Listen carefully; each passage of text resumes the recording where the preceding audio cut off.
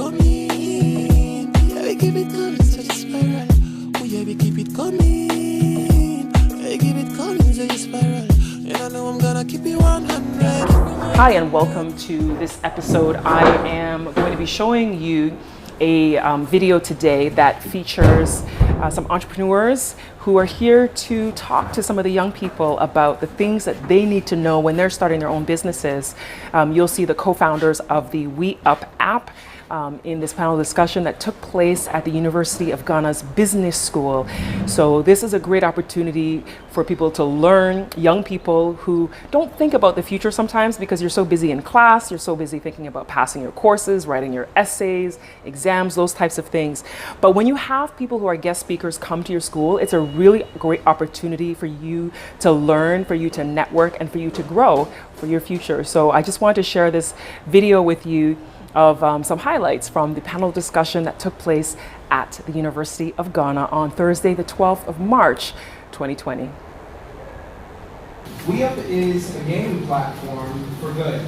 It rewards people to stick to their goals and solve social problems in their community by paying them cash.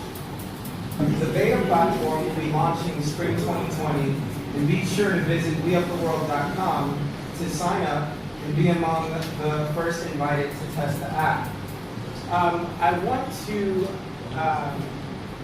let you know that you're living in a very special time right now in the world. And I'll give you a short little example of what I'm talking about. We live in a time right now where someone like Jeff Bezos made $13 billion in 15 minutes 3 weeks ago. Anybody know who Jeff Bezos is?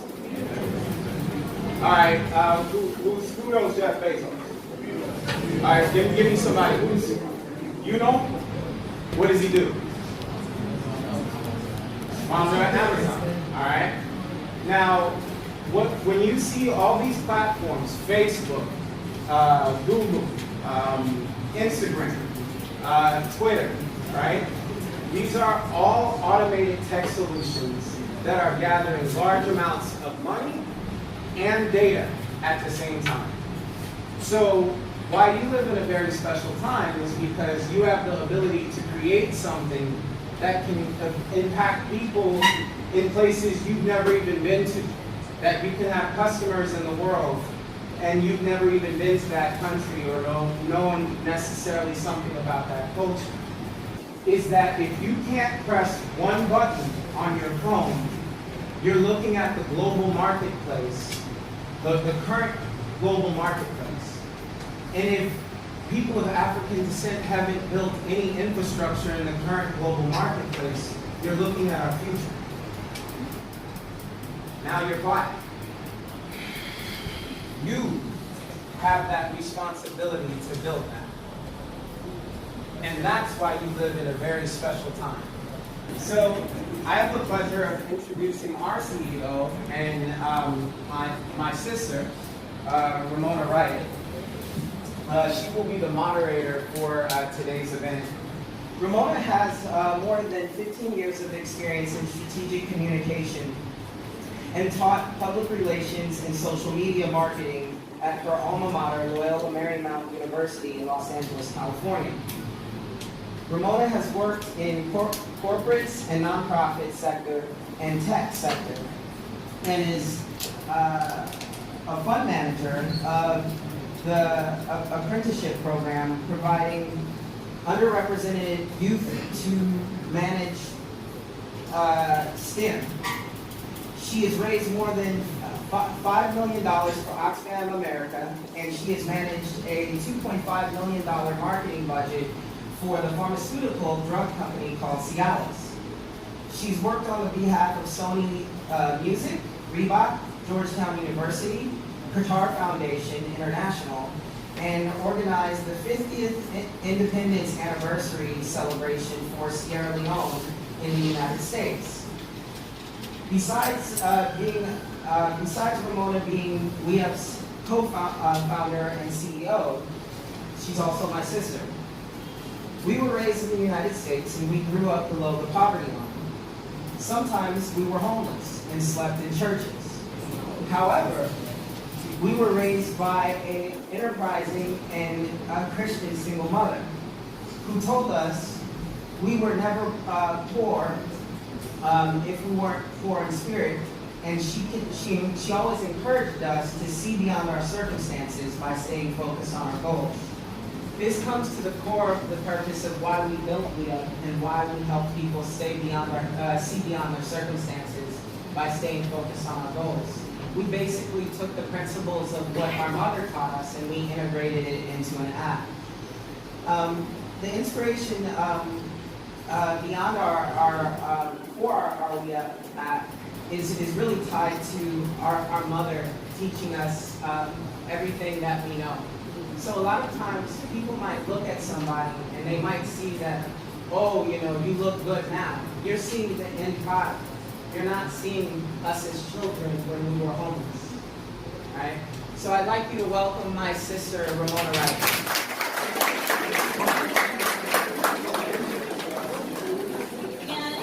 Thank you, Voltaire, for the very kind introduction. I also wanted to thank Oliver for all of his help as well. Please give him a round of applause. So we only have an hour, right? We only have an hour. We have 4 panelists. I'm going to introduce them, and then we're going to jump right into some questions, and we're going to save a little time for questions from all of you. So I'm going to introduce our panelists in alphabetical order, and then I'm going to also invite our panelists to try to keep your responses to sound bites of about 2 minutes. So first we have Dr. Marla Parker. She is visiting from Los Angeles, where Voltaire and I are from. She is a consultant and professor at Cal State University, Los Angeles. Dr. Parker has a passion to see people and places at their best. She's a professor, coach, and advisor to companies like WeUp and Halo Loop. And she's also a researcher and has experience in public administration and management and social innovation. Dr. Parker recently launched her own consulting firm called Soundboard Solutions to support emerging and established innovation ventures and companies unlock human potential. Dr. Parker is also the co-founder of Civic and Social Innovation Group, and she completed her PhD of public administration at the University of Chicago in Illinois. Welcome, Dr. Parker.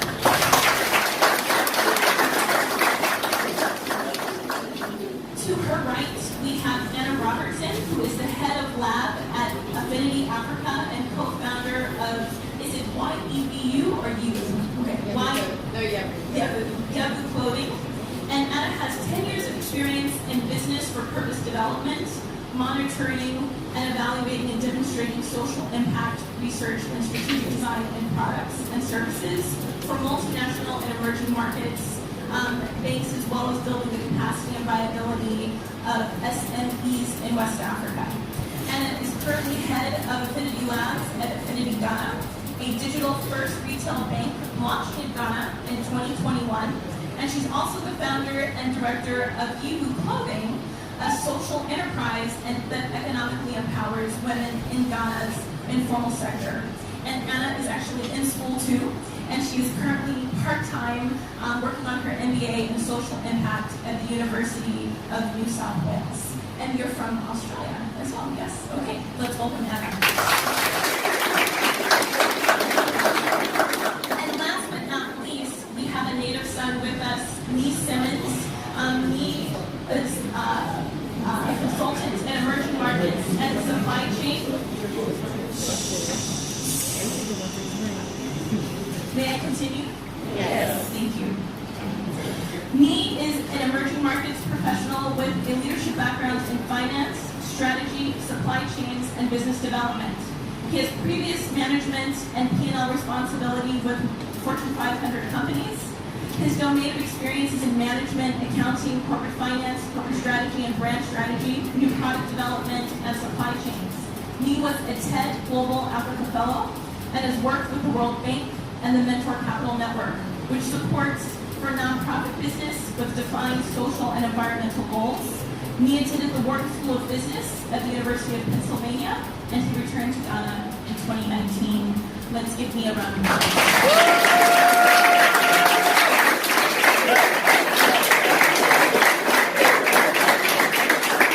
But social innovation is about doing a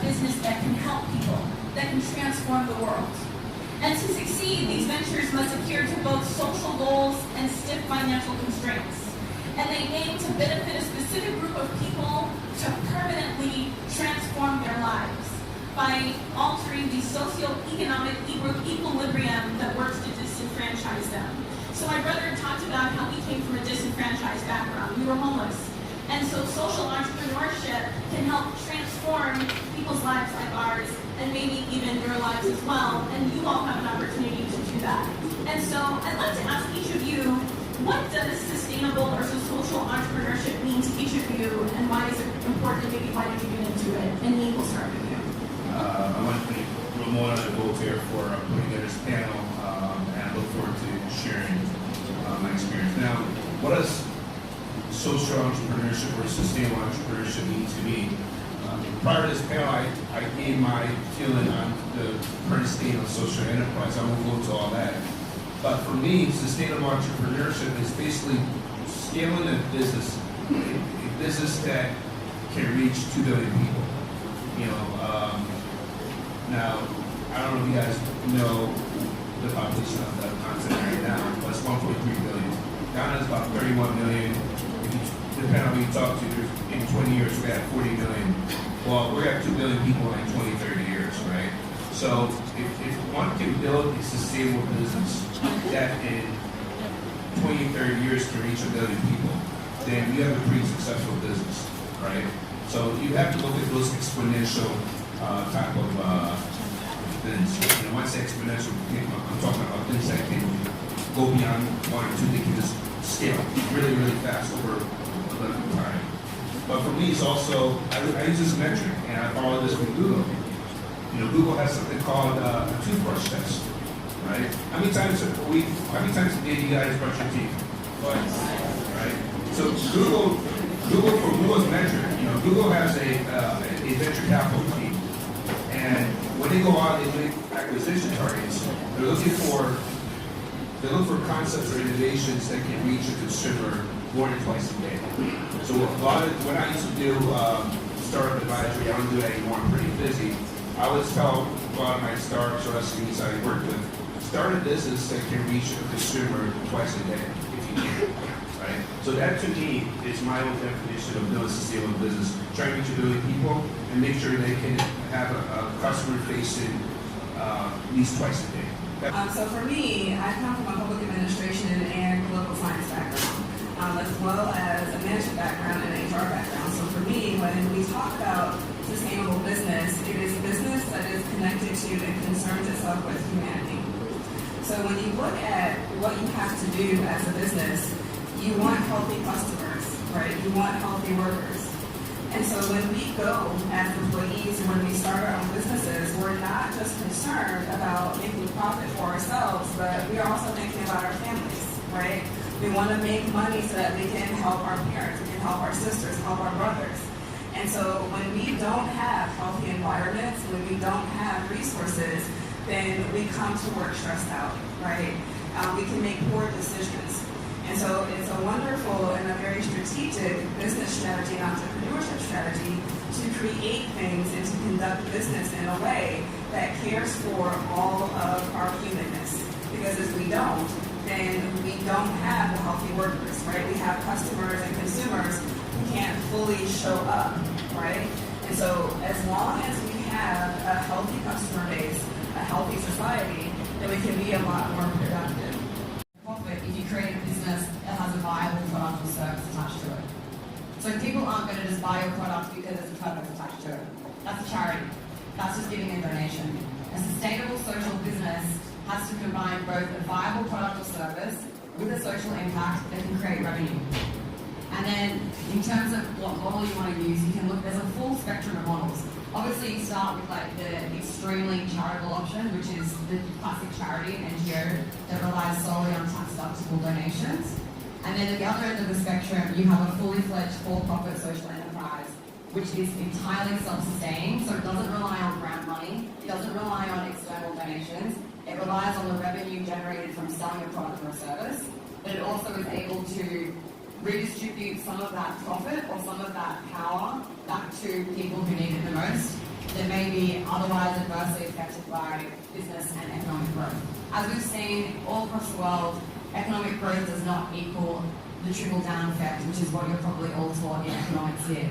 It does not, economic growth does not always reach people at the bottom of the pyramid who need access to social services. So that's why there's a really great position for social business to come in and say, we're going to make money and we're going to do well at the same time.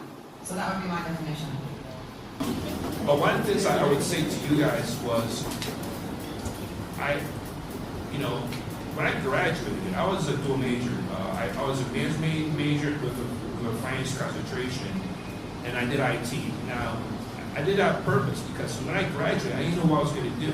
And I graduated during 9/11 when it was very, very hard to find a job.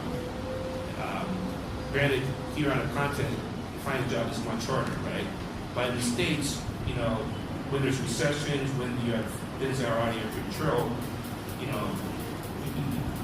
can be demoralized, you can feel bad for yourself, but you gotta pick yourself up. But what I would say to you guys is, before you graduate, make sure you're taking classes.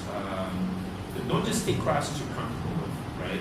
Make sure you have a good technical background. If you're not minoring in IT, if you don't have a technical background, it's going to be very hard. These days, you need a technical background. You need at least some kind of programming or technical background. So, I believe this is a marketing class, right? So you're marketing, but guess what? That doesn't mean you can't learn. You don't even need to be in this building to be a programmer or learn Python. You can learn all these skills offline. When we were in school, it was much harder. Now you have cloud, you have Coursera, you go to YouTube, you can learn things on your own. I believe you guys get Wi-Fi access here. Is it free? Subsidized? So take advantage of that. When you go back to your village or your town, or wherever you're originally from, it's going to be very hard because internet's expensive here now. Isn't internet expensive? It's very expensive. So take advantage of the resources you have because you may not get this again. That's all I have to say. Yourself with one, and it's not going to be easy. You just can't find a mentor overnight, but go into groups. I call it intellectual curiosity. You guys know what intellectual curiosity is? That means gather information, be curious about something. I'm always curious about how things are made or how things are done or why is a bird fly this way, right? You have to be curious because you never know. That's going to help you down the road. That's going to get you to think about a problem that most people will not be able to solve because guess what? You have that outside box thinking, right? So pattern recognition is very, very important. But to get that, it's important to join groups to be able to network. Don't expect to do all this overnight, all right?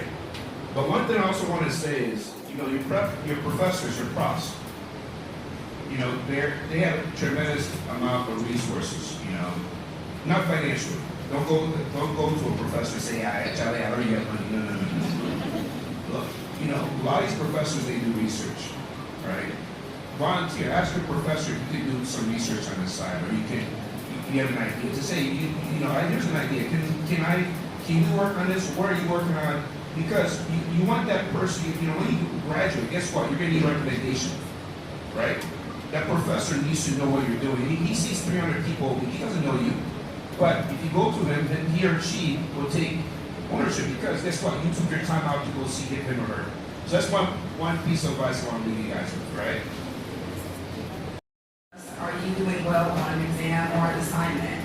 But I look to see how enthusiastic you are and look to see how enterprising you are. If you're that student that's coming to my office hours consistently and you're talking to me about material and you're asking questions, that's the student that I want to make a recommendation for. So it's not just about your academic performance, but it's about the whole package. It's about everything. So my name is Dr. Marla Parker. I'm an assistant professor at California State University, Los Angeles. I work in the political science department. My main discipline is public administration, so I'm all about the business of public organizations. And for me, it was super important to be here because number one, I really enjoy teaching and I recognize the power of our youth, and I recognize that those students in there, just like my students, those are the people who are going to make things work, who have the potential, the energy, the innovation, and the ingenuity. And for me, I see myself as a steward of that ingenuity and of the innovation. And so I want to pass on as much as I can, whether it's in the States or abroad, as much knowledge and encouragement and coaching so that they can achieve their highest potential, which is not just going to be for them and their families, but for the entire world. To their goals and solve social problems, right? So what if there was an opportunity for a big company, a major corporation that has a need to meet the 2030 sustainability goals through social media? Our app is a tool to help those companies do it through corporate social responsibility, which Felix talked about earlier, right? And so people can sign up for a challenge on our app. A company can issue a water conservation challenge in the West. Westerners waste water, right? We take sometimes 8-minute showers. And since I've been to Ghana, I've taken very quick showers because I'm needed to take cold showers. It's a little hot for me. But I realized, wow, I've wasted a lot of water living in the United States. I don't need to take an 8-minute shower. And so people can sign up on our app, and all 4 of us can say that for 30 days, we're going to challenge ourselves to take a 4-minute shower. And every day we do that, there's going to be rewards, right? So maybe that company can give us products to keep us inspired to do it. And then let's say I fall off 3 days out of the 30 days. Well, every time I don't take a 4-minute shower, I've got to pay an accountability price into, let's say, almost like a susu or a square jar. And let's say Marla or me takes a 4-minute shower for all 30 days. They win the challenge and they get to do one of 2 things. They can split the money between them, or they can donate it to an organization that's a water conservation organization. And by doing that, we meet the UN's 2030 sustainability goals around water conservation.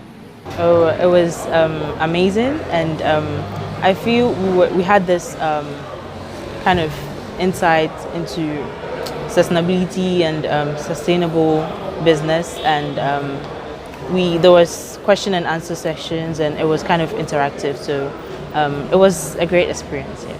Okay, so I have a question for her, and the question is that I have a business. Okay, I started this year with my sisters, and it's still in the pipeline. But then we had this big idea. We're climate change enthusiasts, and we're all about sustainability and sustainable environment and all that. And we wanted to create this need-based business that doesn't at one point run out, and then still be centered, built around sustainability, so to help save the environment. Sure. Yeah.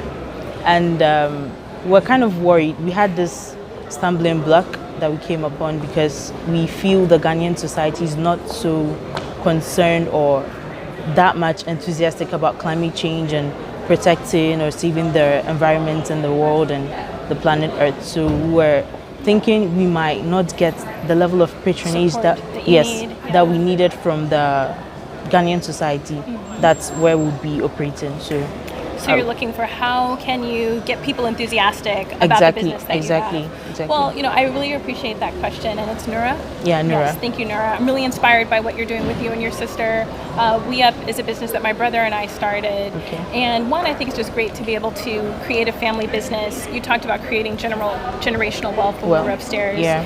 But I think, in America, people weren't enthusiastic, and oftentimes still aren't enthusiastic about saving the planet. Yeah. But what people often are enthusiastic about is something that's going to benefit them. Okay. And so one of the ways that we as a society in the US started to incentivize or get people excited about recycling, which would impact the planet, was one, we gave them a financial incentive.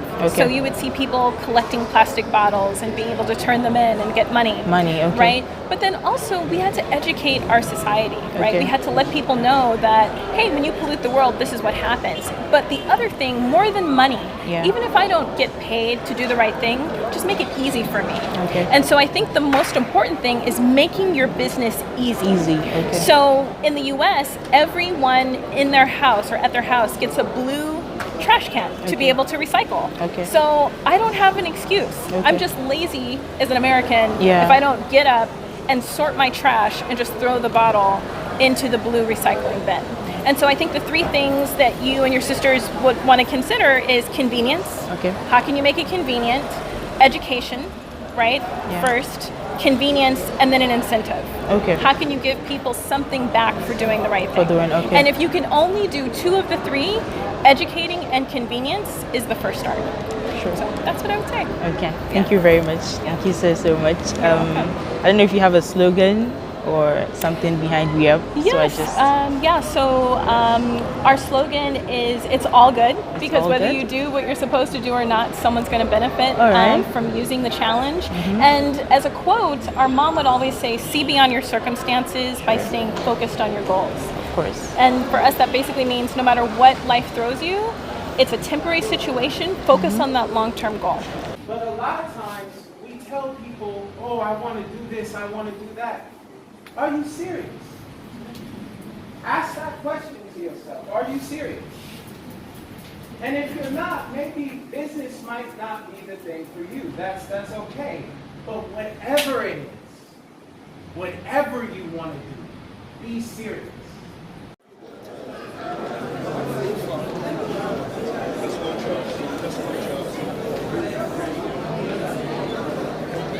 Students are all the same.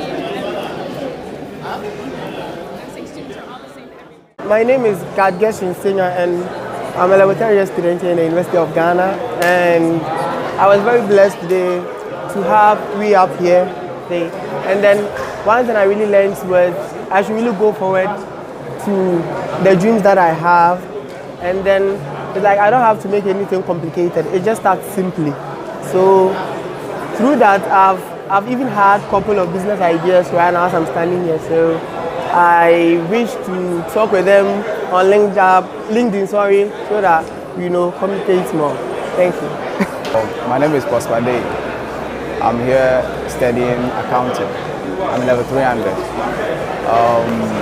Today I learned a lot of things about how to spot business ideas. There are so many things that in an environment that we really know are actually things that we can take as business. So I think one of the main things that I learned from this program is that I learn more how to spot business ideas. Yeah, that's one of the major things, and that's actually what is the cornerstone of a business, the idea. So that's the main thing I actually learned from the business idea, from this program. It is that risk-taking that's the soul of entrepreneurship. A lot of times we let our fears hold us back, right? And everybody else that chooses to take risks, they're the ones that end up developing your reality. The person that doesn't take risks will always be in a position of somebody giving them something. They'll never be able to create what they want for their life. And so what I encourage you is whatever you want to do, be serious, take risks.